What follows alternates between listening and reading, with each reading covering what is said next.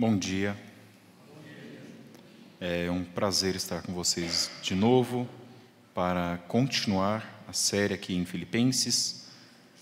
E o que nós temos visto agora em Filipenses é bom a gente lembrar, né, que a epístola inteira vai colocar o sofrimento, a vida, as dificuldades em perspectiva.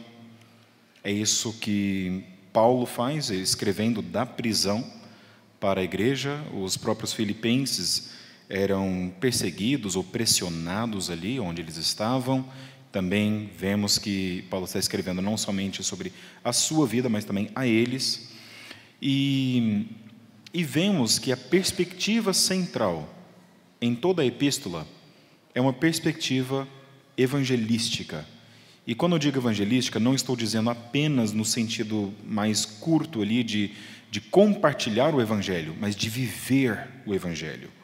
Então, o evangelho vai mudar a forma em que todos vão se relacionar uns com os outros. Ele já começa a epístola falando justamente dessa forma. Ele mostra a eles, olha, o nosso elo aqui não é apenas um elo entre pessoas que gostam uns dos outros, de amigos, mas é um elo que nós temos em Cristo. Vimos também que, em meio a tudo isso, o alvo central da vida cristã é o progresso do Evangelho. É de ver, olha, Deus está trabalhando no mundo, Deus está reinando já no mundo através de Jesus, através da mensagem de Jesus. E Paulo diz isso de uma forma muito clara, dos versículos 12 até o versículo 18. E ele vai continuar a dizer, olha, não é somente que eu fico feliz ao ver o progresso do Evangelho, mas, olha, eu estaria até feliz de morrer, se fosse o caso, porque a minha perspectiva aqui, evangelística sobre a vida, é que se eu vivo, a minha vida é para Cristo. Se eu morro, eu vou para estar com Cristo. Então, vemos aqui como é que o Evangelho permeia tudo o que existe na vida do crente. E agora, então, nos versículos 27 a 30, que nós leremos hoje, nós chegamos a um texto que muitos comentaristas vão chamar o centro da epístola de Paulo aos Filipenses. Porque nesse texto aqui, nesses curtos 4 versículos aqui, Deus, através de Paulo, chama você, Ele chama a mim, Ele chama a todo crente a viver de tal forma a ser digno de ser chamado um cidadão dos céus, certo? Esse é o ponto central do texto que nós vamos ler. Então, sem mais demoras aqui, vamos ler o texto. Assim diz a palavra de Deus, Filipenses capítulo 1, do versículo 27 ao versículo 30. Não importa o que aconteça, exerçam a sua cidadania de maneira digna do Evangelho de Cristo, para que assim, quer eu vá e os veja, quer apenas ouça a seu respeito em minha ausência, fique eu sabendo que vocês permanecem firmes, num só espírito, lutando unânimes pela fé evangélica, sem de forma alguma deixar-se intimidar por aqueles que se opõem a vocês. Para eles isso é sinal de destruição, mas para vocês de salvação, e isso da parte de Deus. Pois a vocês foi dado o privilégio de não apenas crer em Cristo, mas também de sofrer por Ele, já que estão passando pelo mesmo combate que me viram enfrentar e agora ouvem que ainda enfrento. Vamos orar? Senhor Deus, nós te agradecemos pela Tua palavra, te agradecemos porque o Senhor usou Paulo para escrever estas palavras há tantos anos atrás, mas esta mesma palavra continua sendo fiel, continua sendo eficaz, continua trabalhando em nossas vidas através do Teu Espírito. Então, ó Deus, pedimos que neste momento o Teu Espírito venha a estar presente com cada irmão e cada irmã que eu tenho aqui, comigo, e que desta forma o Senhor transforme a cada um de nós um pouco mais a imagem do nosso Senhor Jesus. Queremos viver como cidadãos celestes. Ajude-nos a nos lembrar e a viver dessa forma. Em nome de Cristo que nós oramos. Amém. Uma das perguntas que eu mais temo quando eu estou conhecendo alguém pela primeira vez é aquela pergunta: de onde você é? Eu, pessoalmente, não gosto muito dessa pergunta porque eu não sei responder. Eu nasci em Uberlândia, Minas Gerais, mas meu pai é pastor, naquele tempo também era pastor, quando eu nasci, e eu só nasci ali, eu nunca morei em Uberlândia. Na verdade, ele estava plantando uma igreja em Pontalina, em Goiás. Então, eu aparentemente cresci ali em Pontalina, eu não lembro disso, mas depois de Pontalina fomos para Goiânia. Depois de alguns anos ali em Goiânia, fomos para Vitória, no Espírito Santo. Cheguei em Vitória com 5 anos de idade, então, só para mostrar aqui a você, eu não lembro de Goiás, né? Depois, no Espírito Santo, ficamos ali 2 anos, e com 7 anos eu fui para os Estados Unidos, fui para o Mississippi, porque meu pai conseguiu fazer um mestrado e depois um doutorado, um seminário americano lá.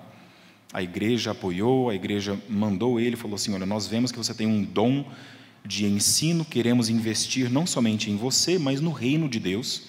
Então, tiveram uma visão, eu acho, fantástica de mandar o meu pai para lá, e a família inteira, claro, foi. Ficamos ali 4 anos, e depois voltamos para Vitória. Ficamos em Vitória mais 2 anos.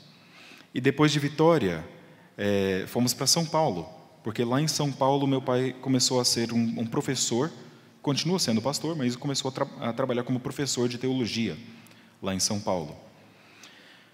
Eu fiquei ali, então, em São Paulo, dos 13 aos 17 anos. Com 17 anos de idade, eu fui para a faculdade, nos Estados Unidos, na Califórnia. Depois, eu fui para o Mississippi. Mais 4 anos ali no Mississippi, fiz um mestrado. Depois, fui para a Filadélfia, mais 4 anos ali para fazer o doutorado.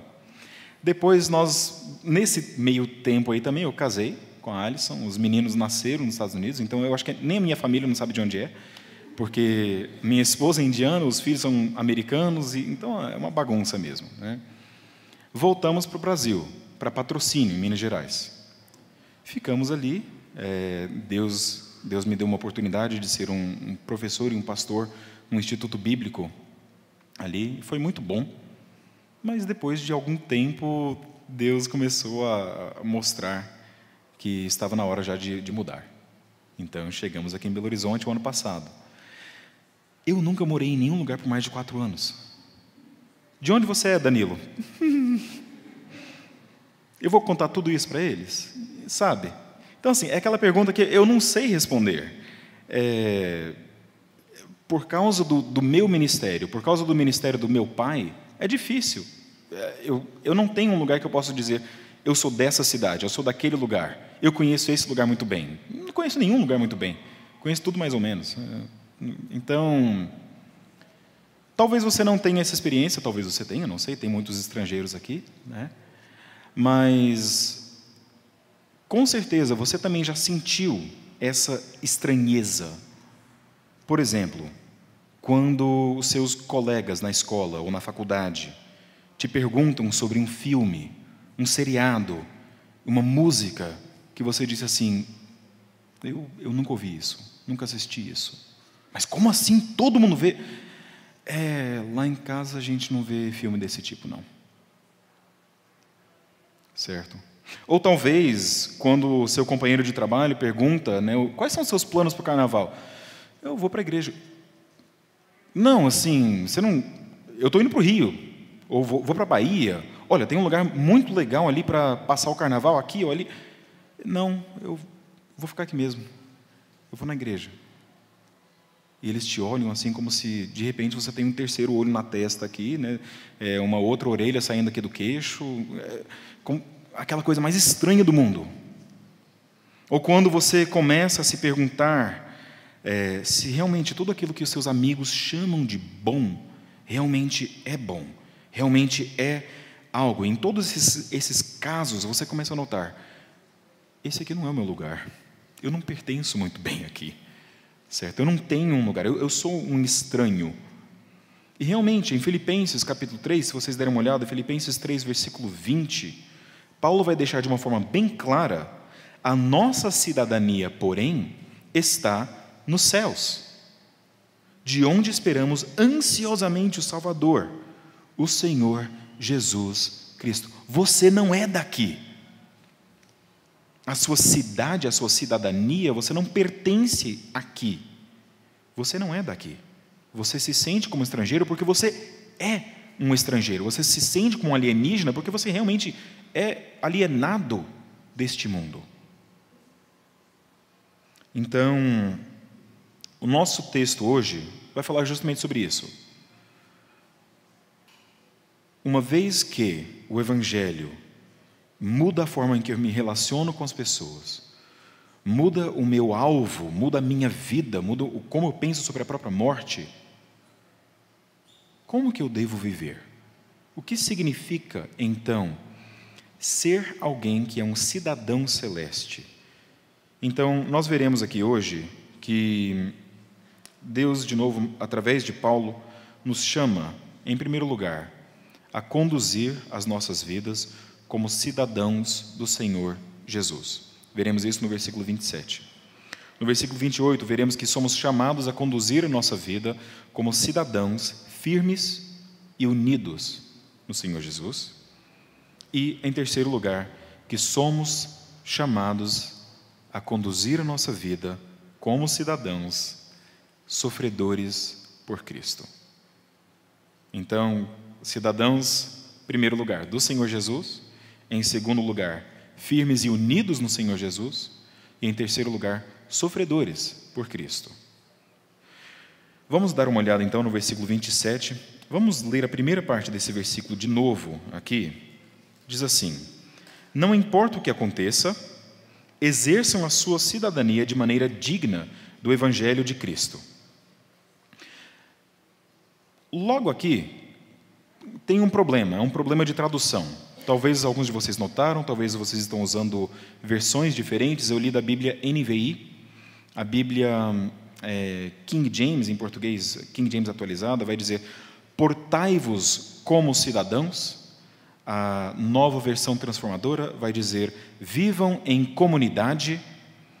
A Almeida Revista Atualizada, a Nova Almeida e a NTLH, a nova tradução na linguagem de hoje, todas colocam vivei. Espera aí, é viver. Então, como é que é aqui? Exercer a cidadania, portar-vos como cidadão, viver em comunidade ou simplesmente viver?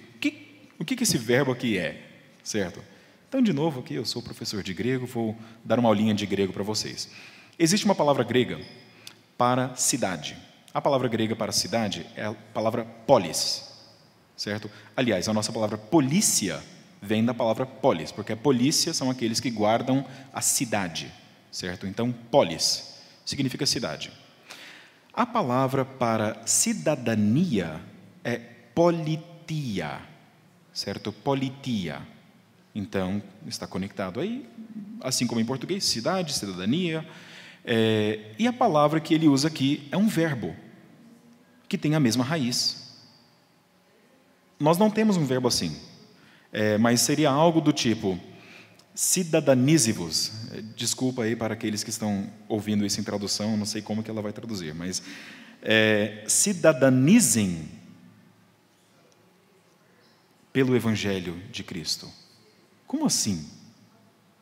Viver como cidadão? Realmente, olha, não é somente viver e se comportar. Vamos viver aqui dignos do Evangelho de Cristo. Não é somente isso. Embora isso seja verdade, sim, devemos viver de modo digno, nos comportar de modo digno do Evangelho de Cristo, é verdade. Ao mesmo tempo, ele não está dizendo apenas, olha, seja um bom cidadão.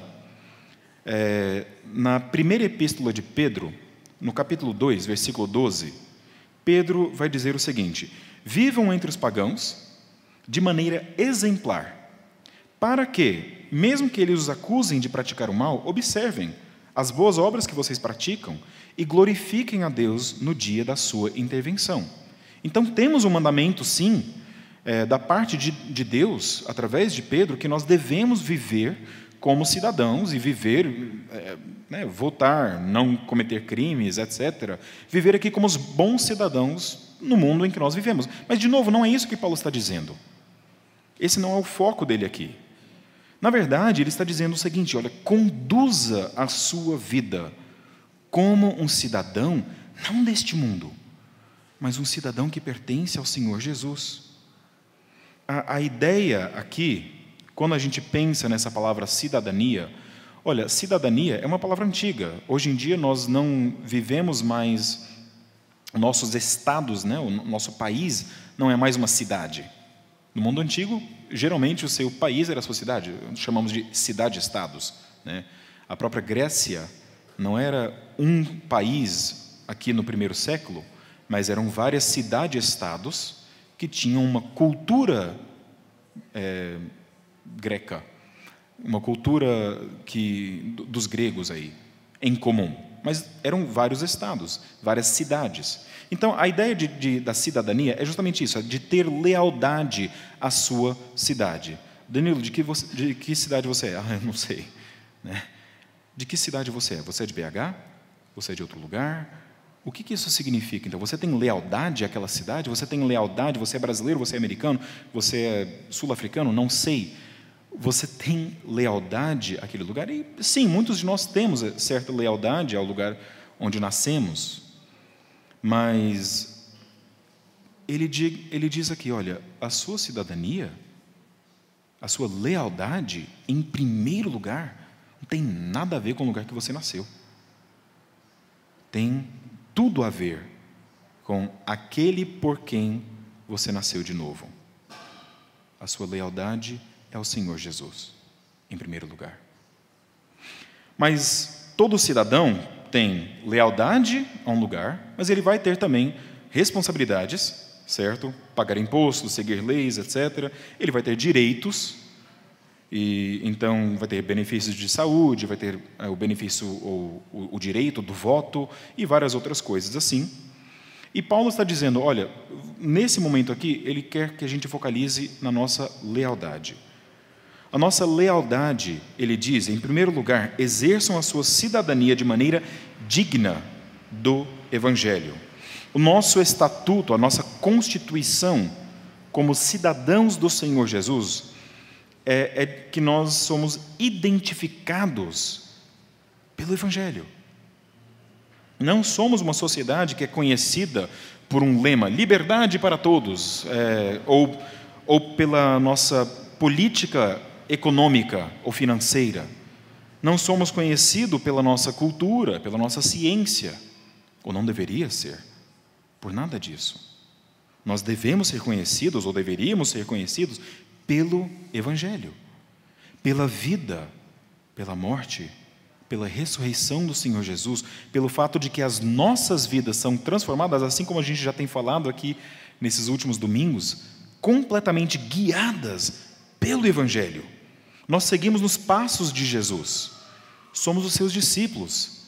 É isso que significa ser um cidadão de Cristo. E notem aqui, ele diz, exerçam a sua cidadania de maneira digna do Evangelho de Cristo. Deixa eu explicar a palavra Cristo aqui, certo? Muitas vezes a gente tem a ideia, e é bastante comum, de que Cristo é o sobrenome de Jesus. Jesus Cristo, né? Mas pensa um pouco aqui. Nós não vemos José Cristo casando com Maria Cristo. Não é sobrenome. A palavra Cristo é um título. Cristo significa Messias. Cristo significa o ungido. No Antigo Testamento, aqueles que eram ungidos eram pessoas que haviam sido escolhidas para exercerem papéis específicos e papéis importantes diante de Deus e diante de toda a nação. Então você tinha principalmente três tipos de ofícios que eram ungidos: o rei, o profeta e o sacerdote. Ao mesmo tempo que essas pessoas recebiam essa unção, o que era um sinal, um símbolo da sua escolha por Deus para exercer essas funções, existia também uma promessa de uma pessoa que seria ungida por Deus, não por óleo, mas seria ungida pelo Espírito de Deus, e que ao mesmo tempo essa pessoa exerceria um domínio como um rei, mas ele também faria mediação entre Deus e o povo de Deus como um sacerdote, e que as palavras dele seriam as próprias palavras do Senhor Deus. Em outras palavras, ele seria um perfeito profeta, perfeito rei, perfeito sacerdote. Esse era o Cristo. Quando então Paulo diz: exerçam a sua cidadania de maneira digna do Evangelho de Cristo, ele está dizendo, veja só, o seu Senhor é aquele Senhor. É aquele Senhor que havia sido prometido. Nós juramos a nossa lealdade, não é a um líder qualquer humano, não é a um Estado, mas é ao Messias, é ao Senhor Jesus e a nada mais. É a Ele, aquele que é o perfeito rei, profeta e sacerdote de Deus. Então, o que significa viver como um cidadão que é leal ao Senhor Jesus? Olha, significa que em tudo, que em qualquer situação, eu vou dobrar os meus joelhos ao Senhor Jesus. Como é que eu vou criar os meus filhos? Da maneira que o Senhor Jesus me manda criar os filhos. Como é que eu vou falar com o meu vizinho? Da maneira em que o Senhor Jesus me manda falar com o vizinho. O que é que eu vou comer agora no café da manhã? Aquilo que traz mais glória para o nome do Senhor Jesus. Como é que eu vou... qual música eu devo ouvir? Aquela música que vai trazer glória ao nome do Senhor Jesus. Mas como que eu ando? Como que eu dirijo para o trabalho? Aquilo que vai trazer glória ao Senhor Jesus. Quando eu durmo, como falo? Como que eu procuro uma chave perdida na minha casa? Em toda situação, eu digo, como é que nesse momento eu serei leal ao meu Senhor? Nós acabamos de participar da ceia, de confessar juntos, em palavra e em ação, que nós pertencemos ao Senhor Jesus, que pela sua morte Ele nos deu vida. A nossa lealdade é a Ele. Conduzam, então, as suas vidas como cidadãos do Senhor Jesus, do Messias. A segunda coisa que nós vemos nesse texto, a partir da segunda parte aqui do versículo 27 até o versículo 28, é que nós devemos conduzir as nossas vidas como cidadãos firmes e unidos em Jesus. Então ele começa aqui, vamos ler a segunda parte do versículo 27 de novo, ele diz, para que, assim, quer eu vá e os veja, quer apenas ouça a seu respeito em minha ausência, fique eu sabendo que vocês permanecem firmes, num só espírito, lutando unânimes pela fé evangélica. Então, notem aqui, ele diz, quer eu vá e os veja, quer apenas ouça a seu respeito. O que Paulo está dizendo aqui? Deixa eu voltar um pouquinho e lembrar a vocês aquilo que nós vimos na semana passada. Na semana passada vimos que Paulo estava decidindo, hipoteticamente, se ele deveria viver ou morrer. Qual que era melhor para ele, certo? Ele diz, não, eu me comprometo em viver, eu me comprometo em voltar a vocês e conseguir, mais uma vez, ser útil a vocês no progresso do Evangelho, nas suas vidas. Então ele diz, já que é isso, eu vou me esforçar ao máximo para viver, para chegar a vocês, eu tenho certeza que eu estarei com vocês. Mas, ao mesmo tempo, eu não sei quando que isso vai acontecer. Então, não importa se eu estou com vocês ou não, filipenses, eu quero que vocês vivam uma vida que é digna do Evangelho de Cristo. Eu quero que vocês entendam o que é ser um cidadão do reino dos céus, como que é o seu proceder, independente de mim. É isso que Paulo vai dizer aqui. Ele diz, olha, todo cidadão tem responsabilidades. E a nossa responsabilidade, então, como cidadãos do Senhor Jesus, é de permanecermos firmes no Evangelho. Por isso ele vai dizer, quer eu vá e os veja, quer apenas ouça a seu respeito em minha ausência, fique eu sabendo que vocês permanecem firmes. Certo? Esse é o ponto central aqui. Olha, como é que eu vou? Qual que é a minha responsabilidade como cidadão do reino dos céus? Como cidadão do reino dos céus, eu preciso manter firme. E isso ele vai desenvolver essa firmeza de uma forma positiva e de uma forma negativa.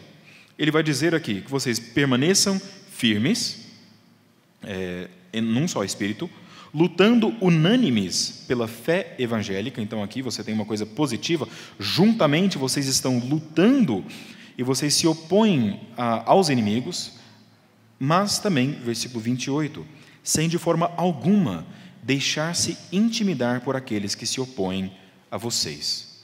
Existe uma correnteza que luta contra o mundo. Ele diz, olha, vocês vão, positivamente, vão lutar contra essa correnteza. Vocês vão empurrar do lado de cá. Ao mesmo tempo, você vai ver muitas coisas assustadoras vindo de lá para cá. Não se intimidem. Fiquem firmes. Não se deixem voltar atrás. Não se deixem ser levados pela correnteza. Mantenham a sua firmeza. E eu acho muito interessante como é que ele coloca isso. Essa firmeza é firmeza, em primeiro lugar, em um só espírito. Ele não está falando aqui somente no sentido de espírito humano. Nós temos um espírito de alegria na igreja, nós temos um espírito de hospitalidade. Não é somente isso, mas no próprio Espírito de Deus. Em algumas versões você vai ver esse um só espírito aqui com letras maiúsculas, outras com letra minúscula. Eu creio que Paulo está sim falando sobre o Espírito de Deus.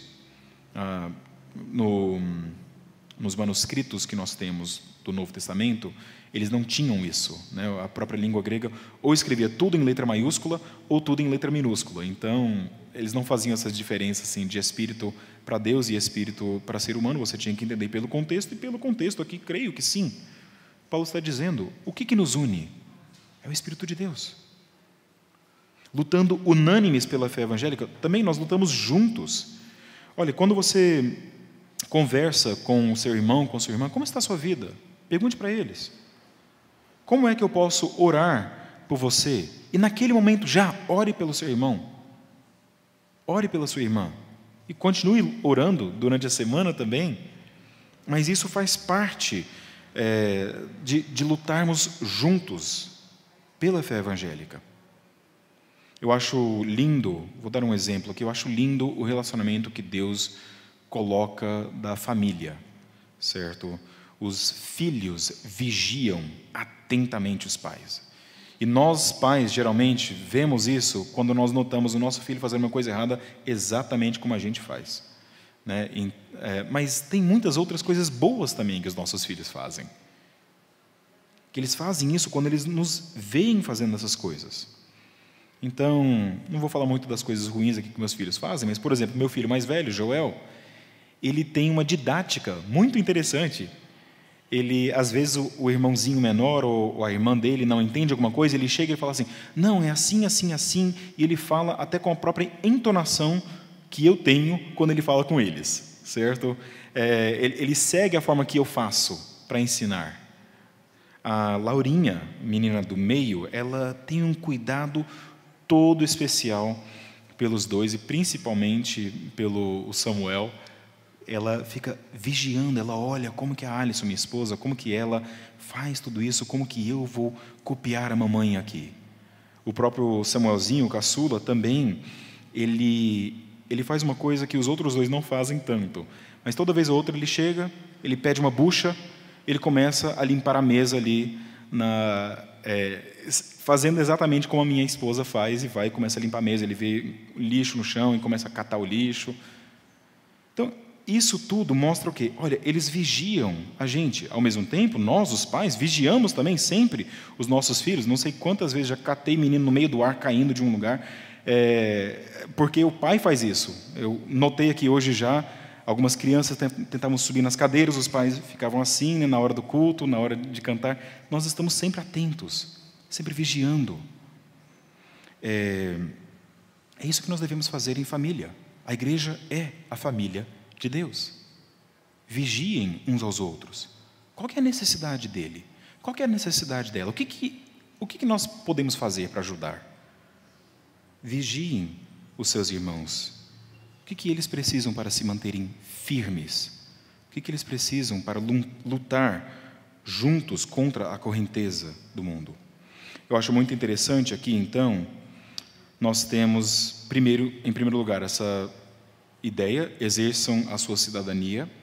Depois ele vai dizer para se manter firme. Depois ele vai dizer para lutar juntos.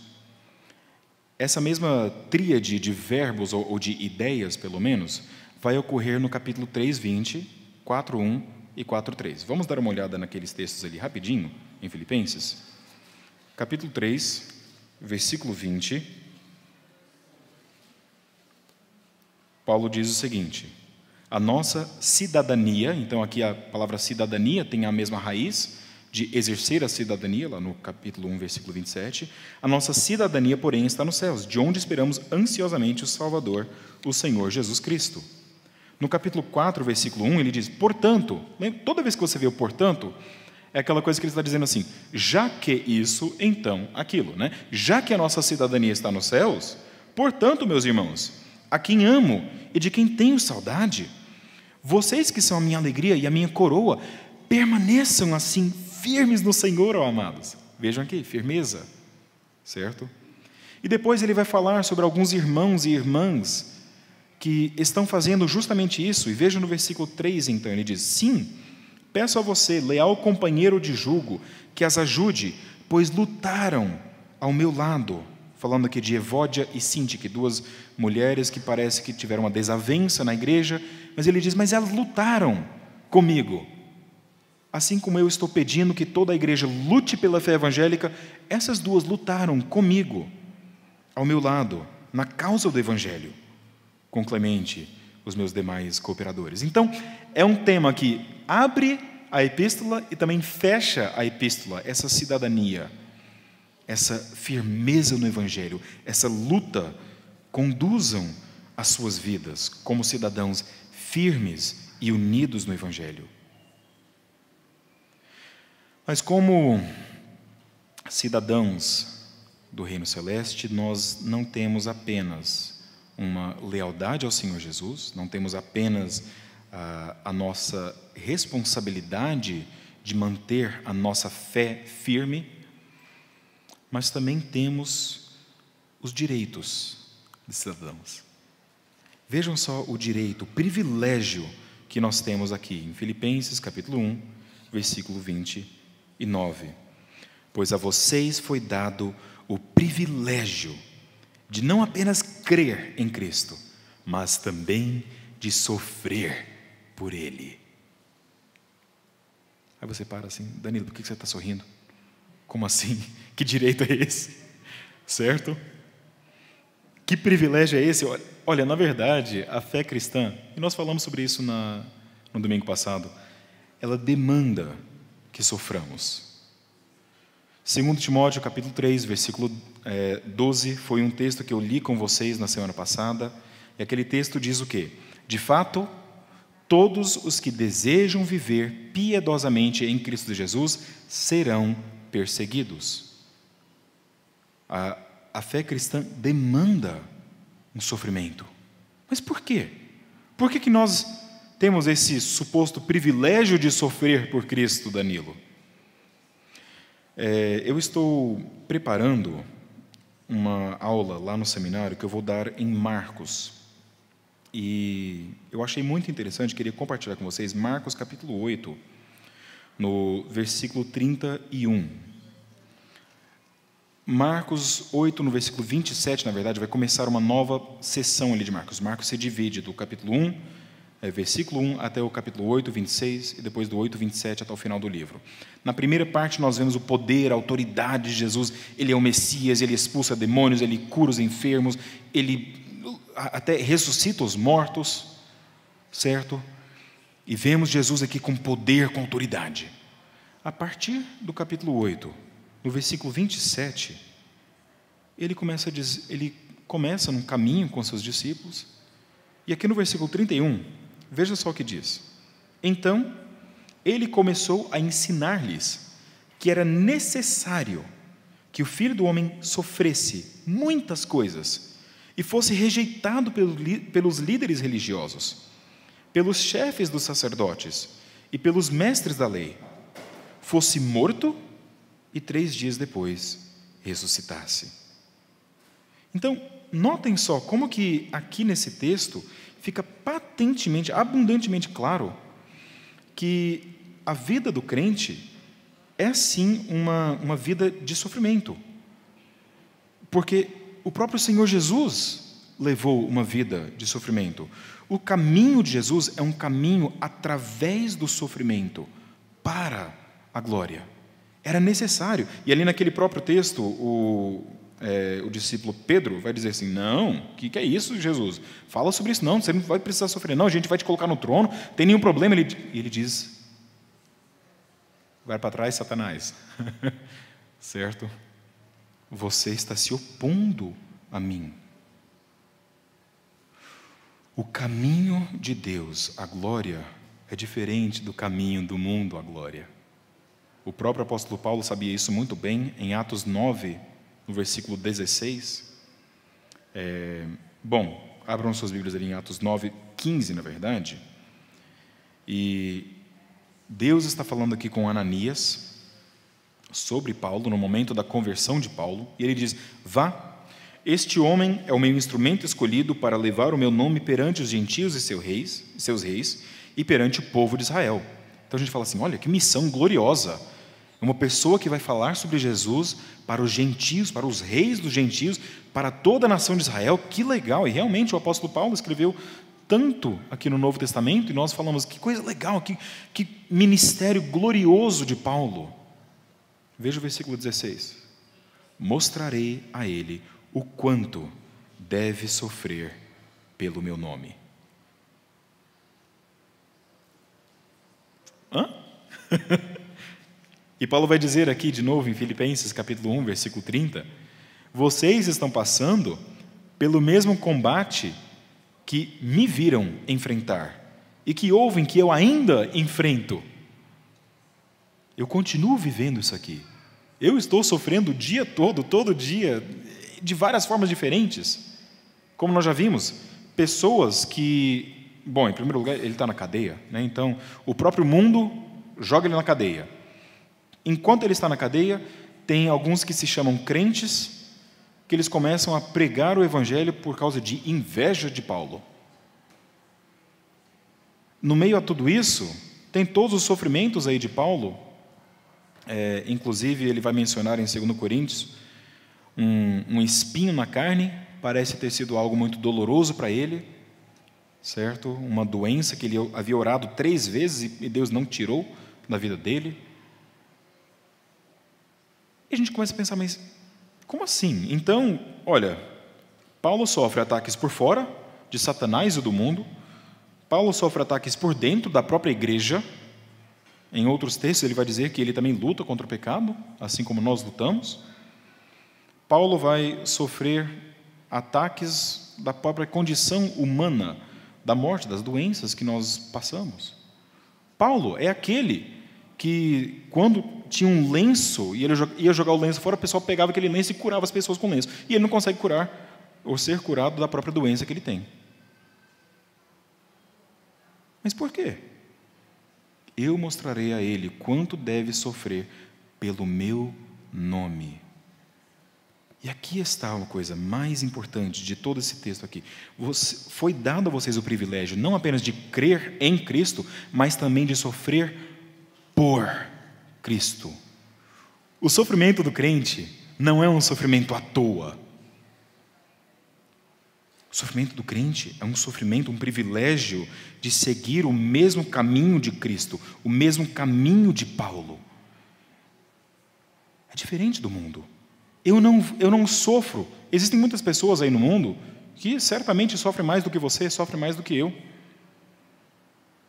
O que nos diferencia é que todo o sofrimento pelo qual nós passamos deve ser, se eu sou um cidadão dos céus, um sofrimento por Cristo. Então, se eu chego na igreja cansado no domingo de manhã, não deve ser porque eu passei a noite toda assistindo um seriado na Netflix. Deveria ser porque na noite, do sábado para o domingo, um irmão ou uma irmã me ligou, chorando. E eu falei, deixa eu orar com ele, deixa eu ir para a casa dele, deixa eu visitar, deixa eu passar um tempo ali com esse irmão, com aquela irmã. Deve ser porque no momento em que eu estou passando por qualquer enfermidade que seja, eu digo, isto é passageiro, porque isto é parte do sofrimento que eu passo para chegar a Cristo. Eu não coloco a minha esperança em, isso vai um dia passar. Não, eu coloco a minha esperança não em um dia, mas no dia de Cristo. O cidadão do reino dos céus deve conduzir a sua vida como um cidadão que sofre por Cristo. Você já parou para pensar no sofrimento na sua vida? Imagine, não sei o que é, talvez um problema financeiro, talvez um problema financeiro, talvez um problema familiar, talvez um problema no seu trabalho. Pare e pense sobre isso neste momento agora. Qual que é o sofrimento pelo qual você está passando? Ou os sofrimentos? Como é que nesse momento você diz, o meu sofrimento não é à toa. Ele é algo que eu passo para louvar, para honrar o meu Senhor Jesus Cristo. É isso que nós somos chamados a fazer aqui, meus irmãos. Foi dado um privilégio a nós de colocar tudo na perspectiva correta, inclusive o sofrimento. Eu tenho o direito de sofrer por Cristo. Por quê? Agora vamos aqui dar uma olhada no capítulo 1. Quero ver aqui o versículo 10 com vocês. Para discernirem o que é melhor, a fim de serem puros e irrepreensíveis até o dia de Cristo, cheios do fruto da justiça, fruto que vem por meio de Jesus Cristo, para a glória, para o louvor de Deus. Amém? Vamos orar?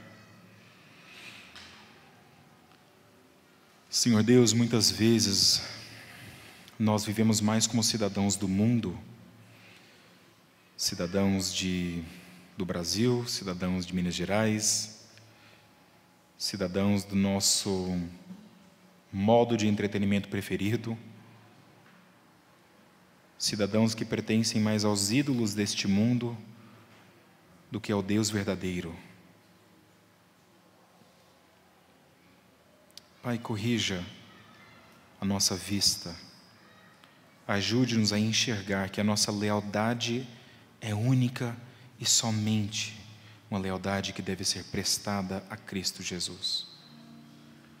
Ajude-nos a perceber, ó Deus, que as nossas responsabilidades como cidadãos dos céus são responsabilidades de nos colocar diante de Deus e de viver firmes e unidos contra a correnteza desse mundo. Ajude-nos, ó Pai, mesmo em meio ao sofrimento, a enxergarmos o privilégio que nós temos de trilhar o mesmo caminho de Jesus.